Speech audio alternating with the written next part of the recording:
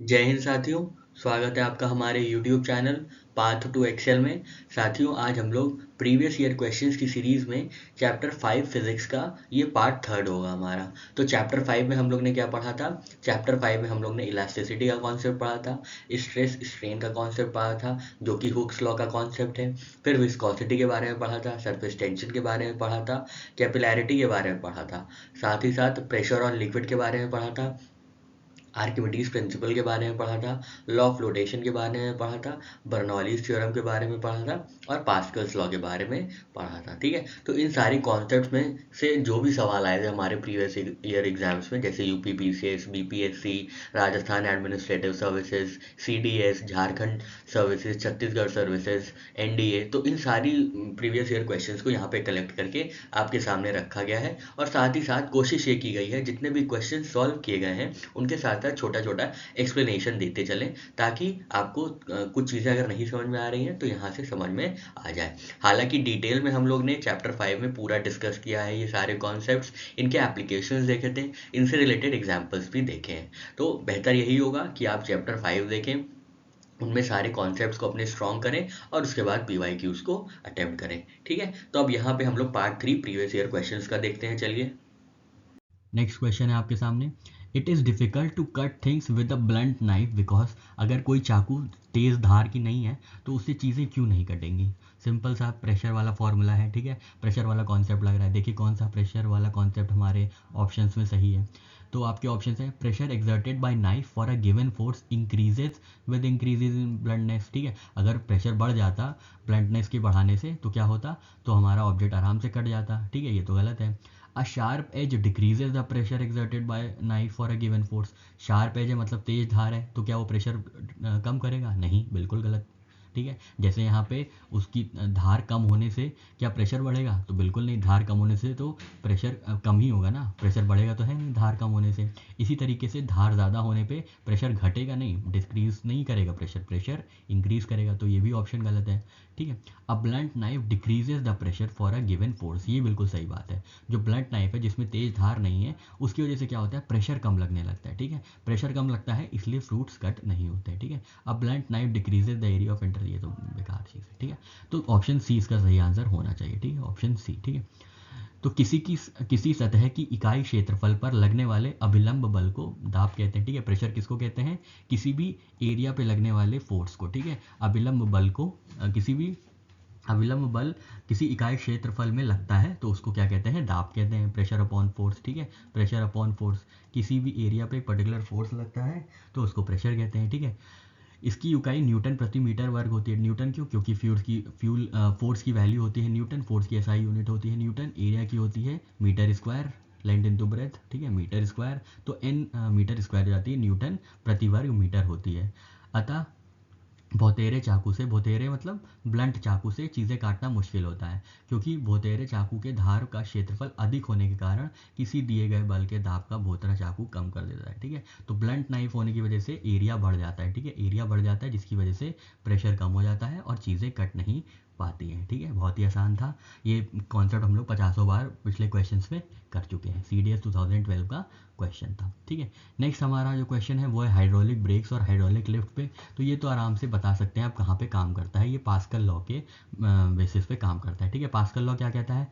Pascal law कहता है कि कोई भी एक कन्फाइंड लिक्विड है, ठीक है, ये मान लीजिए कन्फाइंड लिक्विड है, ये एक कंटेनर है, इसके अंदर कन्फाइंड लिक्विड है। ठीक है, कन्फाइंड लिक्विड है, ठीक है, उस पर अगर हम प्रेशर अप्लाई करेंगे तो जो प्रेशर है, प्रेशर या फोर्स अगर अप्लाई करेंगे तो जो प्रेशर है फोर्स की वजह से वो इक्वली डिस्ट्रीब्यूट होगा सब डायरेक्शन में। ठीक है, वो इक्वली डिस्ट्रीब्यूट होगा सब डायरेक्शन में अनडिमिनिश्ड। ठीक है, अनडिमिनिश्ड सारे एरियाज में इक्वल डिस्ट्रीब्यूट होगा। ठीक है, मान लीजिए यहाँ पे ऐसे छोटे छोटे अगर हम इसके कंपार्टमेंट्स कर दें, छोटे छोटे कंपार्टमेंट्स कर दें आपको एग्जाम्पल के तौर पर समझाने के लिए, तो क्या होगा, जैसे ही इस पर प्रेशर लगेगा इस बॉडी पे, वो प्रेशर यहाँ भी आएगा, यहाँ भी आएगा, यहाँ भी आएगा, यहाँ भी आएगा, और जितने छोटे छोटे कंपार्टमेंट्स हैं वो हर जगह जाएगा। ठीक है, हर छोटे छोटे कंपार्टमेंट्स में क्या है, प्रेशर डिस्ट्रीब्यूट होगा। तो इसी को कहते हैं पास्कल्स लॉ, और पास्कल्स लॉ को जो फॉलो करते हैं उनको हाइड्रोलिक ब्रेक्स और हाइड्रोलिक लिफ्ट कहते हैं। ठीक है, ये कौन से डिवाइसेस है? In which fluid are used for transmitting, तो आपको बताना है फ्लूइड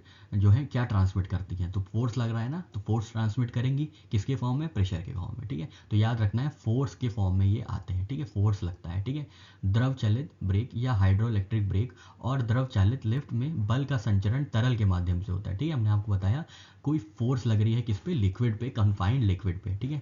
तो द्रव चालित ब्रेक में प्रायः एथिलीन ग्लाइकॉल का प्रयोग होता है, ठीक है। एथिलीन ग्लाइकॉल एक ऑयल है, उसका प्रयोग होता है। जबकि द्रव चालित लिफ्ट में बहुधा तेल होता है, कई कई प्रकार के तेल होते हैं, ठीक है। अतः द्रव चालित ब्रेक व द्रव चालित लिफ्ट में द्रव का प्रयोग बल को संचारित करने के लिए होता है, ठीक है। तो जो फोर्स लगी वो फोर्स या प्रेशर इक्वली डिस्ट्रीब्यूट हो जाएगा, ठीक है। इक्वली डिस्ट्रीब्यूट करेगा किसको?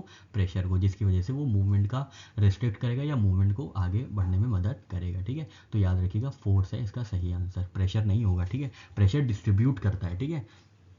और ट्रांसमिट क्या करता है? ट्रांसमिट करता है फोर्स। यहाँ पे फोर्स लग रहा है और यहाँ पे फिर सारा फोर्स जो है वो छोटे छोटे में डिवाइड हो जा रहा है, छोटे छोटे प्रेशर्स में डिवाइड हो जा रहा है, ठीक है। तो ट्रांसमिट क्या हो रहा है? ट्रांसमिट हो रहा है फोर्स। इफेक्ट क्या हो रहा है? इफेक्ट हो रहा है प्रेशर का डिस्ट्रीब्यूशन, ठीक है। चलिए आगे बढ़ते हैं।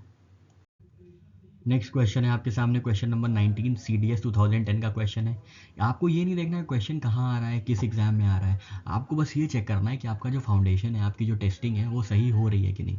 साथ साथ आपको हमको भी टेस्ट करना है कि हम कैसा पढ़ा रहे हैं, कैसा डिलीवर कर रहे हैं लेक्चर, या कैसा डिलीवर कर रहे हैं कोई भी कॉन्सेप्ट, ठीक है। तो ये आपका तो टेस्ट है ही है, हमारा भी टेस्ट है, ठीक है। तो आप हमको भी टेस्ट करते चलिएगा। कहीं भी कोई दिक्कत हो आराम से क्रिटिसाइज़ करिए, खूब बुरा भला बोलिए, लेकिन बताइए कम से कम, ठीक है। इससे क्या होगा, हमको थोड़ा बहुत दुख होगा कि हमको लगेगा अरे यार हमको सब ऐसे बोल रहे हैं, पर ठीक है, फिर हम अपने ऊपर काम करेंगे, हम लेक्चर्स को और सिंप्लीफाई करेंगे, कॉन्सेप्ट्स को और सिंप्लीफाई करेंगे, तभी तो हम आगे सीख पाएंगे, ठीक है। हम पढ़ा रहे हैं इसका ये मतलब नहीं है कि हम सर्वज्ञानी हैं, हम भी आप ही की तरह लर्नर हैं, स्टूडेंट हैं, ठीक है। जहाँ आप हमको बताएंगे हम सीखेंगे, हम जहाँ आपको बताएं आप सीखिएगा, ठीक है। तो ये म्यूचुअल लर्निंग में म्यूचुअल डेवलपमेंट होगा, ठीक है। थोड़ा ज्ञान देना बनता है ना बीच बीच में, ठीक है। चलिए अब आगे बढ़ते हैं, क्वेश्चन नंबर 19 को देखते हैं। तो आपसे पूछा गया है the pressure exerted on the ground by man is greatest. तो बहुत वही सैंड वाला क्वेश्चन है जो हम लोग ने किया था, ठीक है। तो ये क्या बोल रहे हैं कि प्रेशर कहाँ पे एक्सर्ट मैक्सिमम होगा, ठीक है। प्रेशर का क्या फॉर्मूला है? प्रेशर का एक ही फॉर्मूला है, फोर्स पर यूनिट एरिया, ठीक है, फोर्स पर यूनिट एरिया। तो इस हिसाब से प्रेशर ग्रेटेस्ट कहाँ होगा? जहाँ पे एरिया सबसे ज़्यादा होगा, ठीक है। प्रेशर सबसे ज़्यादा मतलब एरिया सबसे कम, ठीक है। Pressure exerted on ground by man is greatest. Pressure greatest कब होगा? जब एरिया बहुत मिनिमम होगा, ठीक है। प्रेशर बढ़ेगा, प्रेशर बढ़ा, एक एरिया कम हुआ, ठीक है। कम एरिया पे ज़्यादा प्रेशर लगेगा, ठीक है। तो इनका ये कहने का मतलब है कि प्रेशर ग्रेटेस्ट कहाँ होगा, तो आपको तुरंत समझ में आ जाए जहाँ पे एरिया बहुत बहुत बहुत कम होगा, ठीक है। तो एरिया कहाँ कम होगा ये हम लोग देखते हैं।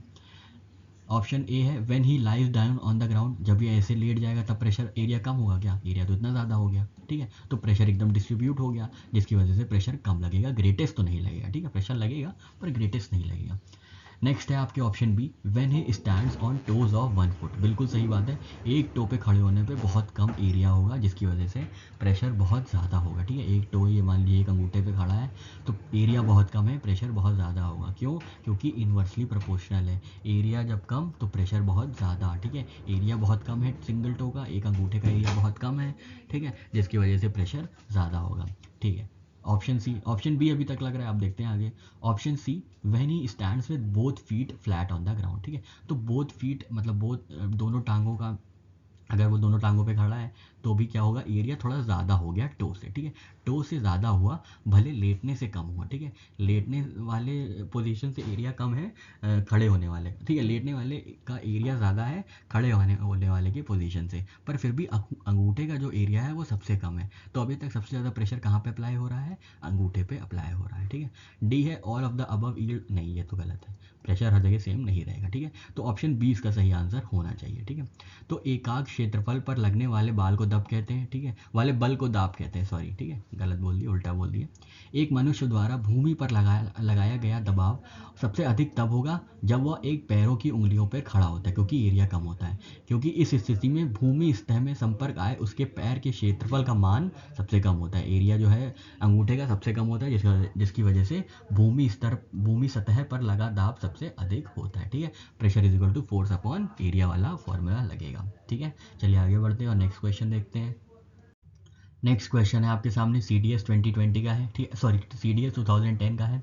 तो 20th क्वेश्चन है ये, आप देखिए, the apparent weight of steel sphere emerge in various liquids is measured using a spring balance, the greatest reading in obtain for the liquid. तो आपको बताना है कि जो स्टील का स्फीयर है, एक स्टील का गोला है, मान लीजिए इस्पात का गोला है, वो क्या हो रहा है, हर अलग अलग लिक्विड में क्या हो रहा है, डूब जा रहा है, ठीक है, तो डूब जा रहा है। तो आपको बताना है कि स्प्रिंग बैलेंस पे जब उसका वेट लिया जाएगा, जब उसकी रीडिंग ली जाएगी, तब ये रीडिंग क्या शो करेगी, ठीक है। हैविंग द स्मॉलेस्ट डेंसिटी, तो लिक्विड क्या शोर करेगा, ठीक है, कि जिन लिक्विड में डूब जा रहा है उस लिक्विड के बारे में क्या पता चलेगा, ठीक है। तो इस लिक्विड के बारे में ये पता चलेगा कि हैविंग द स्मॉलेस्ट डेंसिटी या having the largest density, in which the sphere was submerged deepest, having the greatest volume, ठीक है। तो याद रखिएगा having the smallest density, ठीक है।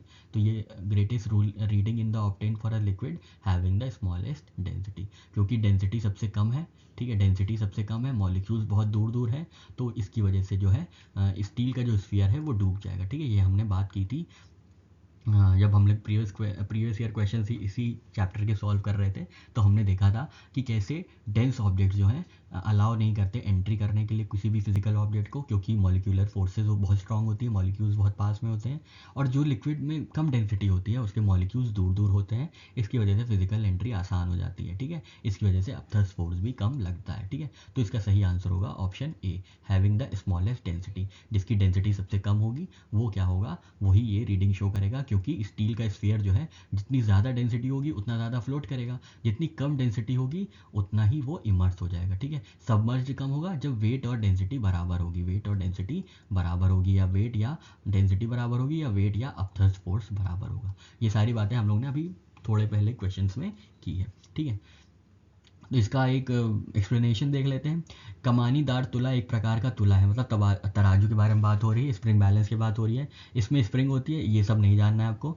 ये आप देखिए कि जब हम किसी वस्तु को किसी द्रव में डुबाते हैं तो द्रव द्वारा भी उस ऊपर की तरफ बल लगाया जाता है, ठीक है। जैसे वाटर में इमर्स करते हैं तो वाटर अपथर्स फोर्स प्रोवाइड करता है, ठीक है। तो जिस वस्तु के भार में आई आभासी कमी को वस्तु के द्वारा हटाए गए द्रव का भार कहा जाता है, क्योंकि गोलक का आयतन नियत रहता है, अतः उसके द्वारा हटाए गए प्रत्येक द्रव का आयतन भी समान होगा, तथा समान आयतन के लिए जिस द्रव का घनत्व सबसे कम होगा, डेंसिटी कम होगी, उसके द्वारा गोलक पर लगाया गया ऊपर की तरफ बल भी न्यूनतम होगा, ठीक है। डेंसिटी कम है, फोर्स कम लग रहा है, ऊपर जगह ज़्यादा है, तो आराम से वो चला जाएगा। अतः सबसे कम घनत्व के द्रव के लिए पठन सबसे अधिक प्राप्त होगा, ठीक है, रीडिंग सबसे ज़्यादा प्राप्त होगी, ठीक है, किसकी, स्मॉलेस्ट डेंसिटी के लिए, ठीक है। आशा करते हैं आपको ये समझ में आ गया होगा, ये हम लोग ने 50 बार पढ़ रखा है।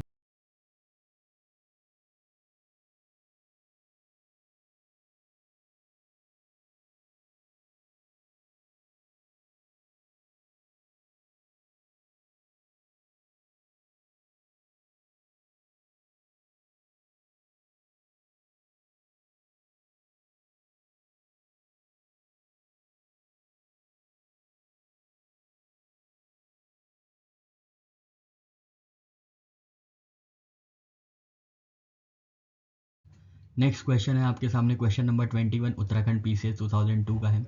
1 kg पर centimetre force pressure is equal to 1 bar. अरे बहुत आसान है ये तो, ठीक है।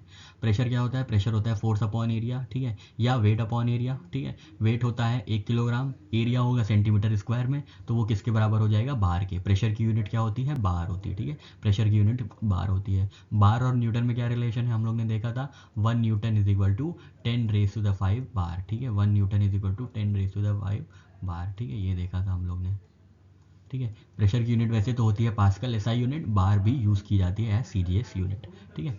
तो याद रखिएगा 1 kg पर सेंटीमीटर इज इक्वल टू क्या होगा, 1 kg पर centimetre square is equal to 1 bar. Next question है हमारा question number 22। The pressure exerted by 760 mm column of mercury at 0 degree centigrade is known as, तो एटमॉस्फेयर, ठीक है।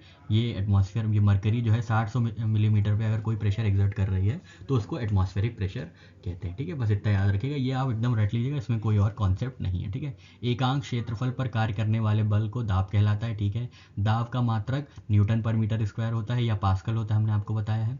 वायुमंडलीय दाब वह दाब होता है जो पारे के 76 सेंटीमीटर या 760 मिलीमीटर वाले एक स्तंभ द्वारा 0 डिग्री सेंटीग्रेड पे समुद्र तल पर लगाया जाता है, ठीक है। तो 0 डिग्री सेंटीग्रेड पे जो प्रेशर लगता है मरकरी का कितने मिलीमीटर कॉलम पे, तो या तो 76 सेंटीमीटर कॉलम पे या तो 760 मिलीमीटर कॉलम पे समुद्र तल से अगर ये प्रेशर लगाया जाता है तो इसको एक एटमॉस्फेयर का इक्विवेलेंट माना जाता है। ठीक है, एक वायुमंडलीय दाब 10 न्यूटन मीटर स्क्वायर के बराबर होता है। ठीक है, और वायुमंडलीय दाब को प्रायः बार में प्रदर्शित करते हैं। ठीक है, ये हमने देखा था, बार में प्रदर्शित करते हैं। ठीक है, पास्कल वैसे यूनिट है प्रेशर की, पर एटमॉस्फेरिक प्रेशर को हम लोग बार में रिप्रेजेंट करते हैं।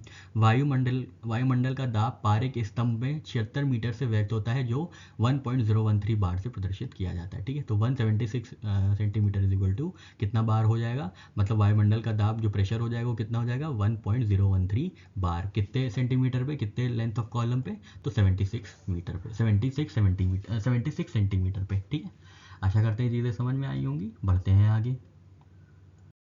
नेक्स्ट क्वेश्चन है आपका, the Hooke's law is valid for. ठीक है, हमने हुक्स लॉ पढ़ा था।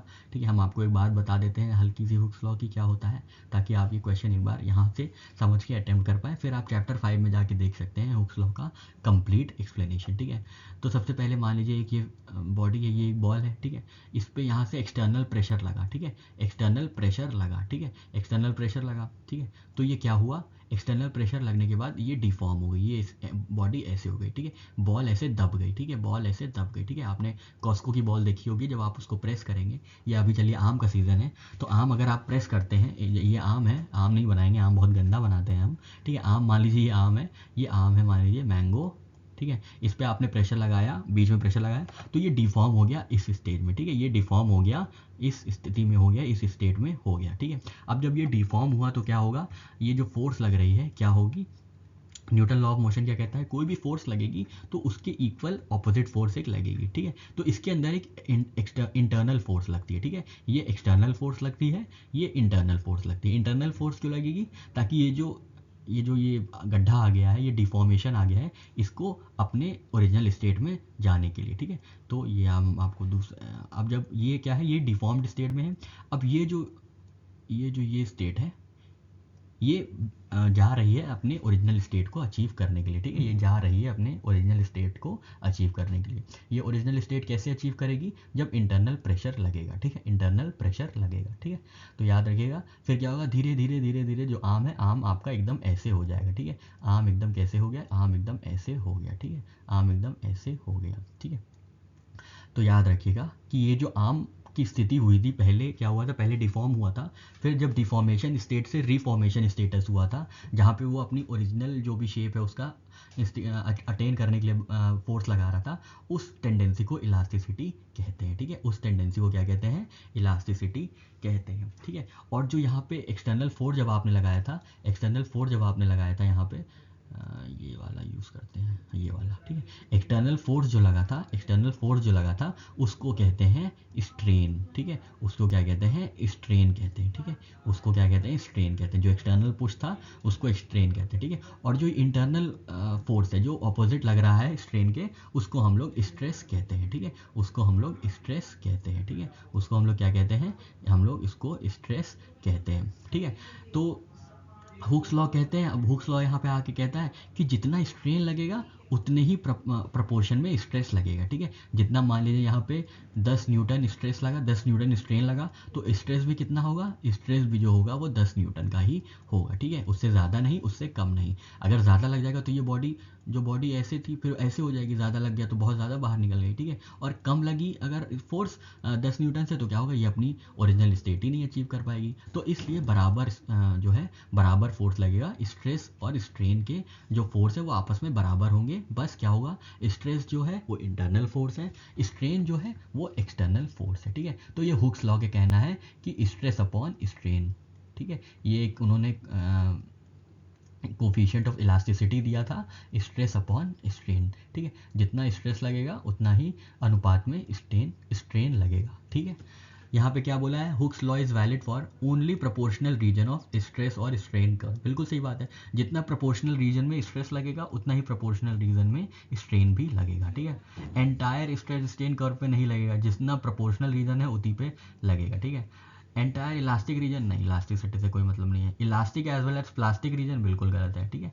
इलास्टिक और प्लास्टिक क्या होती है टेंडेंसीज, अगर कोई भी बॉडी है, जैसे आपने आम खाया था, ठीक है, आम पे एक्सटर्नल प्रेशर लगाया था आम को खाने के लिए, और उसके अंदर एक इंटरनल फोर्स लगा था जिसको हम लोग स्ट्रेन कहते हैं, बाहर से स्ट्रेस लग रहा था, सॉरी बाहर से स्ट्रेन लग रहा था, अंदर से स्ट्रेस लग रहा था, तो ये दोनों बराबर बराबर लग रहे थे। तो जो अंदर से स्ट्रेस लग रहा था, ठीक है, जो अंदर से स्ट्रेस लग रहा था, जो अंदर से स्ट्रेस लग रहा था, वो क्या था, वो किस लिए लग रहा था, ताकि वो जो आम की ओरिजिनल पोजीशन है उसको अचीव कर लिया जाए, ठीक है। तो अगर ओरिजिनल पोजीशन जो है अचीव कर ली जाती है तो उसको, उस सब्सटेंस को इलास्टिक सब्सटेंस कहते हैं, ठीक है। और अगर वहीं पे कोई बॉल है, मान लीजिए कोई कॉर्क की बॉल है, आपने उसको ऐसे मारा, बहुत तेज़ से मारा, और वो अंदर धंस गई, ठीक है, ऐसे धंस गई, पर वो अब अपनी ओरिजिनल स्टेट नहीं गेन कर पा रही है, तो वो प्लास्टिक सब्सटेंस हो गई, ठीक है। तो इलास्टिक सब्सटेंस वो होगी जो अपनी डिफॉर्म होने के बाद अपनी ओरिजिनल शेप और साइज़ को गेन कर लेती है, और प्लास्टिक वो बॉडी होती है जो डिफॉर्म होने के बाद, बाहर से एक्सटर्नल प्रेशर लगने पे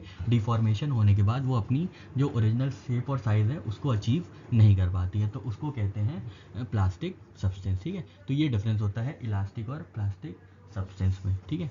तो ये ऑप्शन ए इसका सही आंसर है, ठीक है। हुक्स लॉ कहाँ पे वैलिड होगा, जहाँ पे सिर्फ प्रोपोर्शनल रीजन लग रहा हो स्ट्रेस स्ट्रेन कर्व का, ठीक है।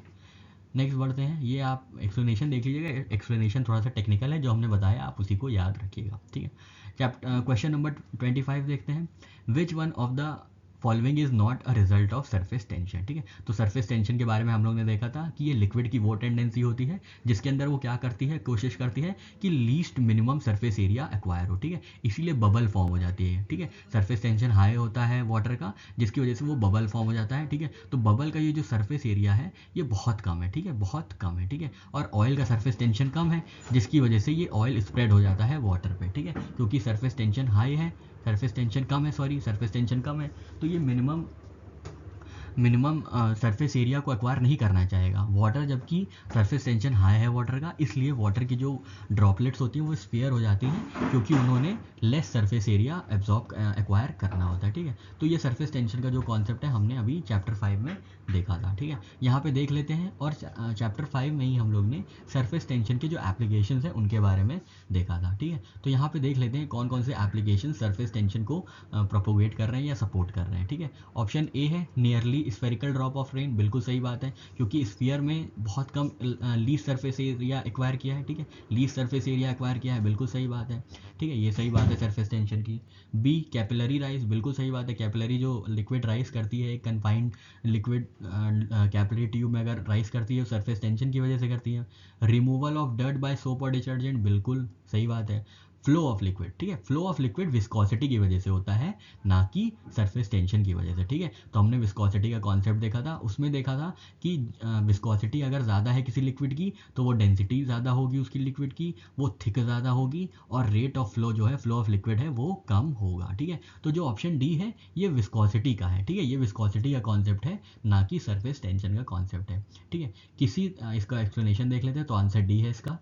किसी द्रव्य का पृष्ठ तनाव सरफेस टेंशन वह बल है जो कि द्रव के पृष्ठ पर सरफेस पे खींची गई किसी काल्पनिक रेखा की एकांक लंबाई पर द्रव के पृष्ठ के तल में तथा रेखा के लंब स्वरूप कार्य करता है। किसी द्रव्य का प्रवाह के पृष्ठ तनाव का परिणाम नहीं होता, ठीक है, बहुत ही बकवास एक्सप्लेनेशन है, ठीक है, क्योंकि फ्लो ऑफ लिक्विड जो है विस्कोसिटी से डिटर्मिन होता है, ये तीन चीज़ें सरफेस टेंशन से डिटर्मिन होती है, इसलिए जो है फ्लो ऑफ लिक्विड इसका सही आंसर नहीं है सरफेस टेंशन का, ठीक है।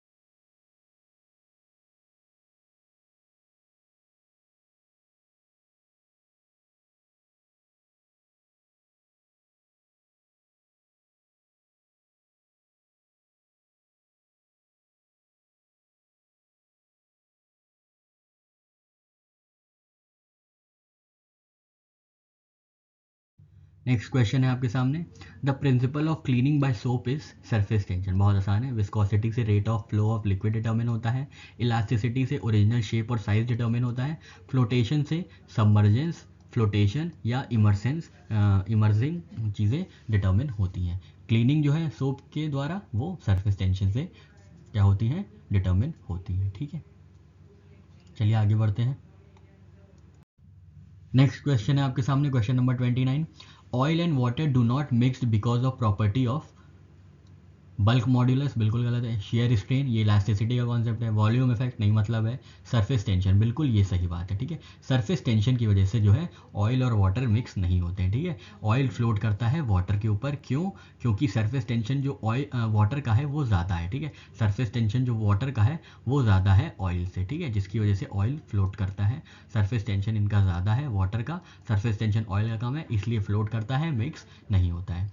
तेल और जल मिश्रित नहीं होते क्योंकि तेल का पृष्ठ तनाव सरफेस टेंशन जल की तुलना में बहुत कम होता है तथा घनत्व भी बहुत जल से कम होता है। ठीक है, डेंसिटी भी कम होती है और सरफेस टेंशन भी कम होता है। ठीक है, जिसमें तेल की बूंदें जल के ऊपर ही फैल जाती है। हम लोग ने देखा था कि जब डेंसिटी कम होगी तो क्या होगा, जो लेस डेंस है, ये लॉ ऑफ रोटेशन में देखा था कि जो लेस डेंस लिक्विड है वो फ्लोट करेगी मोर डेंस लिक्विड पे फ्लोट करेगी। कौन? Less dense liquid. ठीक है, तो ये CAPF का एग्जाम 2020 में पूछा गया था। अब हम लोग बढ़ते हैं आगे, क्वेश्चन नंबर 30 में, hair of shaving brush clings together when brush is removed water due to, वही सरफेस टेंशन। ठीक है, ये सारी चीज़ें सरफेस टेंशन की ही वजह से हो रही हैं। ये सारे एप्लीकेशंस के बारे में हम लोग ने चैप्टर 5 में देखा है, आप प्लीज़ जाके उनको एक बार रिविजिट करिएगा। ठीक है, फ्रिक्शन की वजह से नहीं होता है। विस्कोसिटी तो डेंसिटी डिटर्मिन करती है और रेट ऑफ फ्लो डिटर्मिन करती है। इलास्टिसिटी ओरिजिनल शेप और साइज डिटर्मिन करती है। ठीक है, द्रव का स्वतंत्र पृष्ठ सदैव तनाव में रहता है। ठीक है, द्रव का जो भी लिक्विड है वो हमेशा सरफेस टेंशन में रहता है। ठीक है, स्वतंत्र जो भी इंडिपेंडेंट सरफेस है वो तनाव में रहता है तथा उसमें कम से कम क्षेत्रफल प्राप्त करने की प्रवृत्ति होती है। ठीक है, तो कम से कम लीस्ट सरफेस एरिया एक्वायर करने की टेंडेंसी होती है किसी भी द्रव में। ठीक है, द्रव के पृष्ठ का यह तनाव ही पृष्ठ तनाव कहलाता है। ठीक है, तो यही टेंशन मतलब लीस्ट सरफेस एरिया को एक्वायर करने की टेंशन को ही सरफेस टेंशन कहते हैं। पृष्ठ तनाव के कारण ही पानी से बाहर निकलने पर शेविंग ब्रश के बाल आपस में चिपक जाते हैं। क्यों? क्योंकि उनको क्या करना होता है, लीस्ट सरफेस एरिया ऑक्यूपाई करना है। ठीक है, फैले रहेंगे तो कैसे लीस्ट सरफेस एरिया होगा? ठीक है, ऐसे फैले रहेंगे तो लीस्ट सरफेस एरिया नहीं ऑक्यूपाई कर पाएंगे। ठीक है, जब वो लिक्विड में है या मतलब लिक्विड के बाहर आते हैं, वाटर से बाहर आते हैं, तब क्या होता है, वो एकदम चिपक जाते हैं एक दूसरे से। ठीक है, एकदम से एक दूसरे से चिपक जाते हैं क्योंकि उनमें लकी जो लिक्विड है, उनमें चिपकी हुई जो लिक्विड है वो लीस्ट सरफेस एरिया एक्वायर करना चाहती है सरफेस टेंशन की वजह से, इसलिए वो चिपक जाते हैं। ठीक है साथियों, आशा करते हैं कॉन्सेप्ट समझ में आया होगा। बढ़ते हैं नेक्स्ट क्वेश्चन की ओर अपने। नेक्स्ट क्वेश्चन है आपके सामने, which type of pen use capillary action in addition to gravity for flow of ink. ठीक है, तो आप देखोगे ज़्यादातर जो पेन होती है वो ग्रेविटी की वजह से काम करती है, ग्रेविटी और प्रेशर की वजह से काम करती है। ठीक है, अगर आप किसी पेन को ऐसे करके लिखेंगे ना, बहुत वर्टिकल करके लिखेंगे तो नहीं लिख पाएंगे क्योंकि जो फ्लो ऑफ इंक है वो रुक जाएगा, ग्रेविटी अपनी तरफ ये खींचने लगेगी तो ये इंक जो है नीचे की तरफ आएगी, निब तक नहीं पहुंच पाएगी, जिसकी वजह से आप लिख नहीं पाएंगे। ठीक है, पर फाउंटेन पेन जो होता है उसमें कैपिलरी एक्शन प्लस ग्रेविटी लगती है। बाकी जो बॉल पॉइंट पेन है, जेल पॉइंट पेन है और बॉल पॉइंट और जेल पेन है, ये दोनों ही gravity plus capillary action use करती है। ठीक है, gravity plus capillary action use करती है फाउंटेन पेन। जो बॉल पॉइंट पेन और जेल पेन है इसमें खाली ग्रेविटी यूज़ होती है। ठीक है, इसमें कैपिलरी का कोई यूज़ नहीं है, कैपिलरी टेंशन का या कैपिलरी फोर्स का कोई यूज़ नहीं है। ठीक है, स्याही के प्रवाह के लिए फाउंटेन पेन गुरुत्व के साथ साथ ग्रेविटी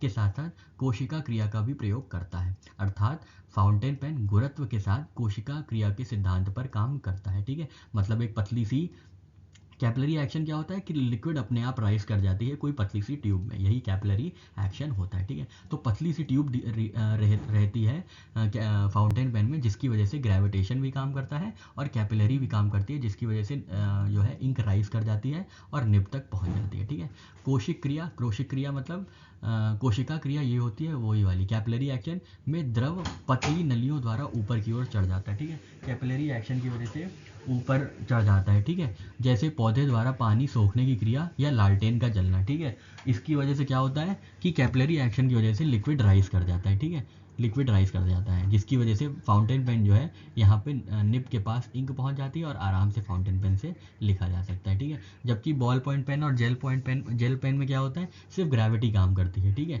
इसीलिए अगर आप बॉल पॉइंट पेन को वर्टिकल करके लिखेंगे तो नहीं लिख पाएंगे, क्योंकि ग्रेविटी इंक को अपनी तरफ खींचती है, जिसकी वजह से जो इंक है वो निब तक नहीं पहुँच पाती है, ठीक है। तो ये कॉन्सेप्ट है कैपिलरी एक्शन का प्लस ग्रेविटी का। फाउंटेन पेन में ही ये काम होता है कि कैपिलरी एक्शन भी यूज़ होता है और ग्रेविटी भी यूज़ होती है। कैपिलरी एक्शन क्यों यूज़ होता है, क्योंकि बहुत पतली सी एक अंदर कह सकते हैं एक बॉडी होती है अंदर, जहाँ पे लिक्विड इंक भरी होती है, जिसकी वजह से कैपिलरी एक्शन वहाँ पे फोर्स में आ जाता है और लिक्विड इंक है वो राइज कर जाती है, ठीक है। इसलिए जो है कैपिलरी एक्शन फाउंटेन पेन और फाउंटेन पेन में कैपिलरी एक्शन और ग्रेविटी दोनों यूज़ होती है, ठीक है साथियों। चलिए आगे बढ़ते हैं और नेक्स्ट क्वेश्चन देख लेते हैं अपना। तो नेक्स्ट क्वेश्चन है बर्नौलीज प्रिंसिपल का, ठीक है। यहाँ पे इरेज कर देते हैं इसको, तब आपको बर्नौलीज थ्योरम भी आराम से बता देते हैं। हालांकि हमने चैप्टर 5 में बता दिया है, फिर भी आप एक बार यहाँ पे देख लीजिए, ठीक है, इनकेस आप बीच में जंप करके आए हो, ठीक है। तो बर्नौलीज थ्योरम कहते हैं कि ये जो लिक्विड फ्लो कर रही है, एक लिक्विड कोई फ्लो कर रही है, ठीक है, कोई एक लिक्विड ये फ्लो कर रही है, तो उसमें 3 तरीके के एनर्जीज लगेंगी, ठीक है। सबसे पहले तो काइनेटिक एनर्जी लगेगी, क्यों, क्योंकि मूवमेंट में है। काइनेटिक एनर्जी क्या होती है, काइनेटिक एनर्जी तब होती है जब कोई बॉडी मूवमेंट में होती है, तो जो एनर्जी जनरेट होती है उसको काइनेटिक एनर्जी कहते हैं, ठीक है। तो जो लिक्विड फ्लो कर रही है उसमें काइनेटिक एनर्जी होगी। दूसरी होती है पोटेंशियल एनर्जी। पोटेंशियल एनर्जी क्यों होती है, due to by virtue of rest या बाय वर्च्यू ऑफ हाइट, तो इसमें हाइट की वजह से होती है, ठीक है, इसमें हाइट की वजह से। और एक होती है प्रेशर एनर्जी, ठीक है। लिक्विड है, अपना खुद का एक प्रेशर होगा जो कि PR हम लोग नाम रखते हैं, ठीक है। तो 3 एनर्जीज इसमें लगेंगी, ठीक है, KE, ठीक है, ये किसी लिक्विड में 3 एनर्जीज लगेंगी, KE plus PE, potential energy plus pressure वाली एनर्जी, ठीक है, PRE, ठीक है। तो अगर इन लोग का मोमेंटम जो है, इन लोग का फोर्स जो है, इन लोग की एनर्जी जो है 100 है, तो ये हमेशा ही 100 रहेगी, ठीक है। बर्नौली थ्योरम का ये कहना है, ठीक है।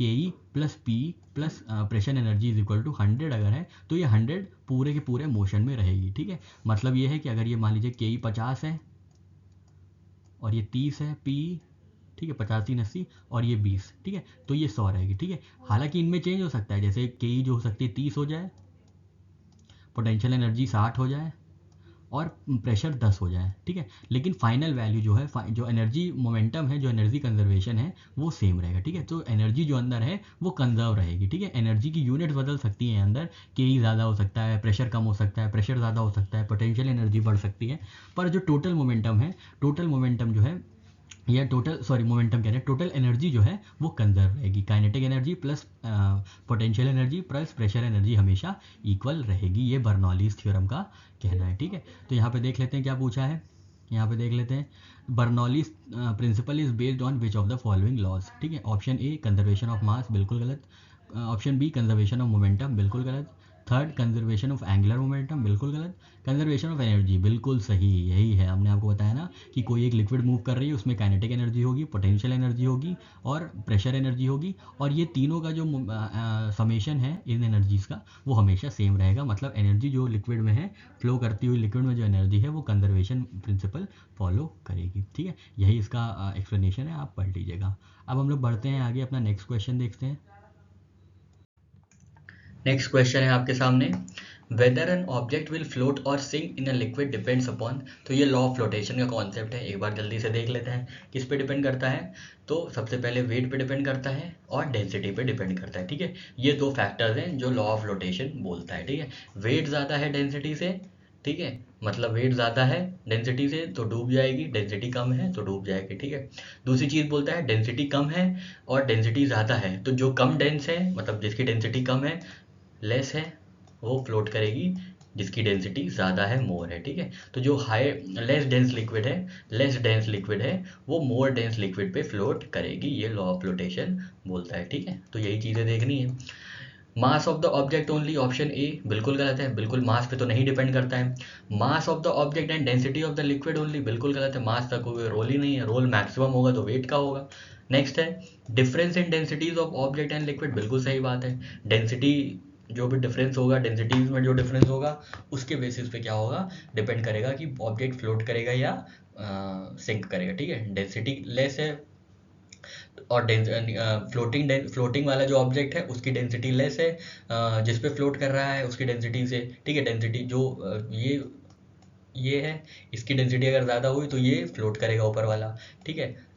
ऊपर वाला फ्लोट करेगा, ठीक है। DL/DM लेते हैं, ठीक है। D1/D2 लेते हैं, ये सही रहेगा, ठीक है। D1/D2 लेते हैं, ठीक है।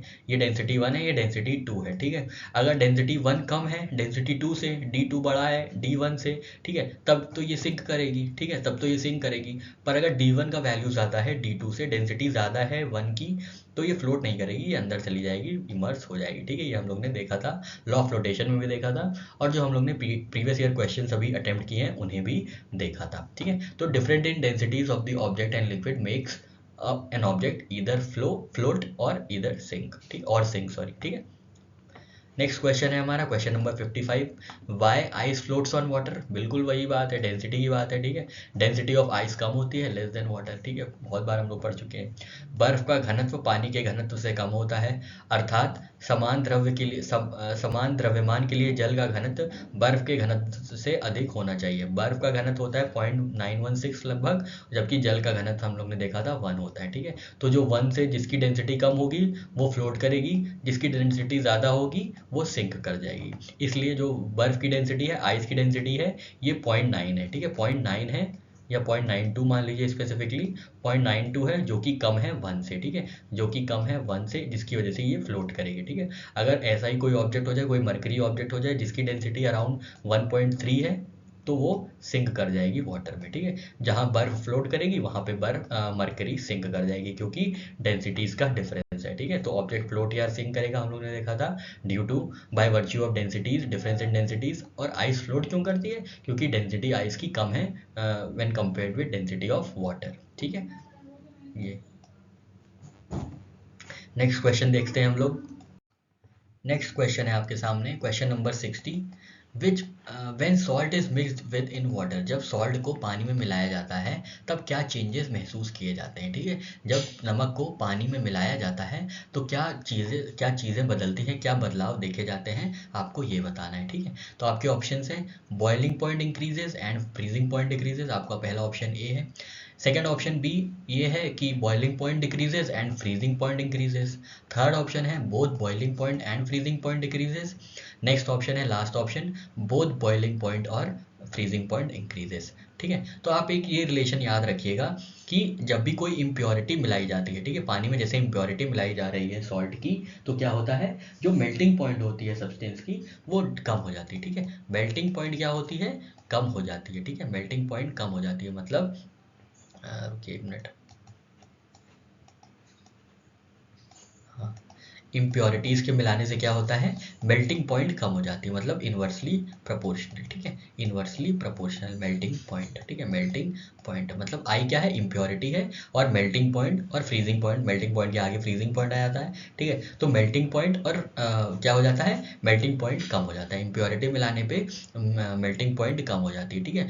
इम्प्योरिटी मिलाने पे क्या होता है, मेल्टिंग पॉइंट कम हो जाती है, ठीक है, मेल्ट होना ज़्यादा हो जाता है। ज़्यादा इम्प्योरिटी तो कम मेल्टिंग, कम इम्प्योरिटी तो ज़्यादा मेल्टिंग, ठीक है। और इसी के ऑपोजिट बॉइलिंग पॉइंट, मतलब जब हम इम्प्योरिटीज़ मिलाएंगे तो बॉइलिंग पॉइंट ज़्यादा होगा, मेल्टिंग पॉइंट कम होगा, ठीक है। मेल्टिंग पॉइंट कम होगा मतलब फ्रीजिंग पॉइंट कम होता जाएगा, ठीक है। फ्रीजिंग पॉइंट कम हो जाएगा, मेल्टिंग पॉइंट या फ्रीजिंग पॉइंट कम होता जाएगा। ये आपको रिलेशन हमेशा याद रखना है इम्प्योरिटीज़ के केस में, ठीक है। इम्प्योरिटी यहाँ पे क्या है, इम्प्योरिटी है सॉल्ट, ठीक है। तो सॉल्ट मिलाया गया तो क्या बढ़ेगा, डायरेक्टली प्रोपोर्शनल है, ये इम्प्योरिटी को बढ़ाया जा रहा है, ठीक है, बढ़ाया जा रहा है, तो बॉइलिंग पॉइंट भी इंक्रीज होगा, ठीक है, क्योंकि डायरेक्ट रिलेशन है, ठीक है। और क्या होगा, मेल्टिंग पॉइंट या फ्रीजिंग पॉइंट कम होगा, ठीक है, मेल्टिंग पॉइंट या फ्रीजिंग पॉइंट कम होगा, ठीक है। तो याद रखिएगा कि इम्प्योरिटीज़ के मिलाने से क्या होता है, मेल्टिंग पॉइंट जो है सब्सटेंस का डिक्रीज हो जाता है, ठीक है।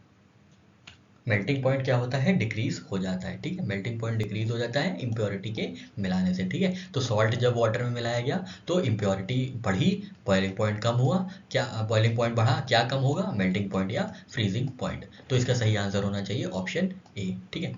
नेक्स्ट क्वेश्चन 61 है, boiling point of water due to impurity, ठीक है। इम्प्योरिटी बढ़ी मतलब बॉइलिंग पॉइंट भी बढ़ जाएगा, इंक्रीजेस, यही वाला है, ठीक है। ये MPPCS का क्वेश्चन है, ठीक है। अशुद्धियों के कारण द्रव या जल का क्वथांक बढ़ जाता है, क्वथांक मतलब क्वथनांक मतलब ये होता है इम्प्योरिटी का जो भी रिलेशन होता है बॉइलिंग पॉइंट पे, ठीक है। तो बॉइलिंग पॉइंट ये बात कर रहा है, ठीक है। बॉइलिंग पॉइंट जो होता है क्वथनांक होता है वो बढ़ जाता है, जबकि जल में अशुद्धि मिली होने पर जल का हिमांक पूर्व की अपेक्षा कम हो जाता है। हिमांक क्या है, मेल्टिंग पॉइंट है, ये कम हो जाता है, ठीक है। फ्रीजिंग पॉइंट कम हो जाता है, और क्वथनांक जो है, क्वथनांक क्या होता है, बॉइलिंग पॉइंट, वो बढ़ जाता है, ठीक है। नेक्स्ट है क्वेश्चन आपका 69 question. When deep sea fishes are brought to the surface of the sea their bodies burst, this is because blood in their body flows at very high pressure, ठीक है। ये हाई प्रेशर होगा, क्यों, ये मछली है, ये जल में बह रही है, ठीक है। तो जल का जो तापमान, जल का जो प्रेशर है वो बहुत हाई है, ठीक है, जिसकी वजह से उतना ही प्रेशर उनकी बॉडी एग्जर्ट कर रही है ऊपर की तरफ, नहीं तो बॉडी फट जाएगी, ठीक है। तो इक्वल प्रेशर होता है ना, ठीक है। जितना ये डिस्प्लेस करेगी फिश जो है, जितना लिक्विड डिस्प्लेस करेगी उतना ही प्रेशर इन पे लगेगा, ठीक है। और जितना प्रेशर इन पे लगेगा उतना ही अपथर्स फोर्स लगेगा एक तरीके का, ठीक है। तो ये इक्वल जो है, जितना प्रेशर लग रहा है ऊपर से उतना ही प्रेशर ये रेजिस्ट करेंगी, ठीक है, उतना ही प्रेशर होगा। तो बहुत हाई प्रेशर लगता है लिक्विड की वजह से, बहुत हाई प्रेशर लगता है, तो इनकी जो ब्लड है या ब्लड प्रेशर है इनका बहुत हाई होता है, ठीक है। और अगर ये एकदम से ऊपर आएंगी तो प्रेशर कम हो जाएगा, और जबकि अंदर से तो प्रेशर उतना ही लग रहा है, तो ये बॉडी फट जाएंगी, ठीक है। जब गहरे समुद्र की मछलियां समुद्र की सतह पर लाई जाती हैं तो उनके शरीर फट जाते हैं। ऐसा इसलिए क्योंकि उनके शरीर में खून बहुत तेज दाब पर बहता है। गहरे समुद्र का दाब हमने बताया, गहरे समुद्र में मतलब बहुत ज़्यादा लिक्विड होती है, बहुत ज़्यादा प्रेशर होता है। समुद्र की सतह के दाब से अधिक होता है, ठीक है। यहाँ पे सरफेस पे बहुत कम प्रेशर है, यहाँ पे ज़्यादा प्रेशर है। अब यहाँ पे ज़्यादा प्रेशर है तो यहाँ पे अपथर्स फोर्स भी होगा जो कि इक्वलाइज करेगा, ठीक है, बॉडी को बर्स्ट होने से बचाएगा। अतः इन मछलियों को सतह पर लाने पर इनके शरीर के अंदर का रक्त का दबाव सतह के दबाव से अधिक हो जाता है। अब यहाँ पे आएंगी तो यहाँ पे ये दबाव बहुत कम है, पर अंदर का जो दबाव है वो तो बहुत भारी है ही है, ठीक है। अंदर का जो दबाव है वो तो भारी है ही है, हैवी है ही है, जिसकी वजह से ये बॉडी फट जाती है, ठीक है, जिससे इनका शरीर फट जाता है, ठीक है। चलिए आगे बढ़ते हैं और नेक्स्ट क्वेश्चन देखते हैं अपना। नेक्स्ट हमारा क्वेश्चन है आपके सामने, why does blood come out of nose in high mountainous areas, ठीक है। तो हाई माउंटेनियस एरियाज में खून क्यों निकल आता है नाक से, आपको ये बताना है, ठीक है। तो ये प्रेशर का ही कॉन्सेप्ट है, देख लेते हैं। Option A, the blood pressure inside the capillaries is higher than external pressure, ठीक है। जो ब्लड प्रेशर इनसाइड जो कैपिलरीज है जहाँ से ब्लड बह रहा है वो ज़्यादा हो जाती हैं एक्सटर्नल प्रेशर से, ठीक है, एक्सटर्नल प्रेशर से ज़्यादा हो जाती हैं। ये ऑप्शन सही है, यही सही ही है, ठीक है। फिर भी देख लेते हैं आगे। The pressure in is higher in high altitude, बिल्कुल गलत है। प्रेशर जैसे जैसे ऊपर जाते जाते हैं वैसे वैसे कम होता जाता है, ठीक है। तो प्रेशर जो है ये कम हो जाता है, और जो हमारे अंदर का प्रेशर है, ठीक है, जो कैपिलरीज का प्रेशर है, ब्लड फ्लो का प्रेशर है जो, वो तो बना ही रहता है, उतना ही रहता है, पर अंदर का जो बाहर का जो प्रेशर हो जाता है वो कम हो जाता है, जिसकी वजह से ये लिक्विड जो है high pressure to low pressure flow करना चाहती है, तो ब्लड यहाँ से निकल जाता है नाक से, ठीक है। ब्लड नाक से निकल जाता है high pressure to low pressure. Low pressure कहाँ है, एक्सटर्नल प्रेशर जो है माउंटेनियस एरियाज पे कम लो प्रेशर है, कम प्रेशर है जो लो प्रेशर होगा। हाई प्रेशर हमारी कैपिलरीज के अंदर है, जिसकी वजह से क्या होता है, ब्लड फ्लो बाहर को करने लगता है, ठीक है। तो ऑप्शन बी गलत हो गया। Option C, a person blood pressure increased at higher altitudes, ऐसा एकदम सही नहीं है, बिल्कुल सही नहीं है ये, ठीक है। There the blood pressure fluctuates and eventually decreases rapidly, ये तो बिल्कुल ही गलत है, ठीक है। तो बस प्रेशर वाली चीज़ है, आपको देखना है कि जो हायर एटमॉस्फेयर में कम प्रेशर लगता है, क्यों, क्योंकि जो एटमॉस्फेयर लेयर्स हैं ऊपर कम होती जाती है, ठीक है, ऊपर जाते जाते कम होती जाती है जो लेयर्स होती है, जिसकी वजह से प्रेशर भी कम होता जाता है, ठीक है। तो समुद्र तल पे सबसे ज़्यादा प्रेशर रहता है और माउंटेनस एरियाज में बहुत कम प्रेशर रहता है, ठीक है। समुद्र तल यहाँ है, ये हाइट, पूरे हाइट पे इतना प्रेशर लग रहा है, ठीक है, तो पूरी हाइट इतना प्रेशर लगा रही है सी लेवल पे इतना प्रेशर लग रहा है, और ये माउंटेनस एरिया है, यहाँ पे सिर्फ इतना प्रेशर लग रहा है, तो प्रेशर यहाँ पे बहुत कम हो जाता है, ठीक है। पर जो हमारे अंदर की कैपिलरीज है, जो कोशिकाएं हैं जिनके बीच रक्त का प्रवाह होता है, वो उतना ही होता है, वो उतनी ही स्पीड से हो रहा होता है, ठीक है।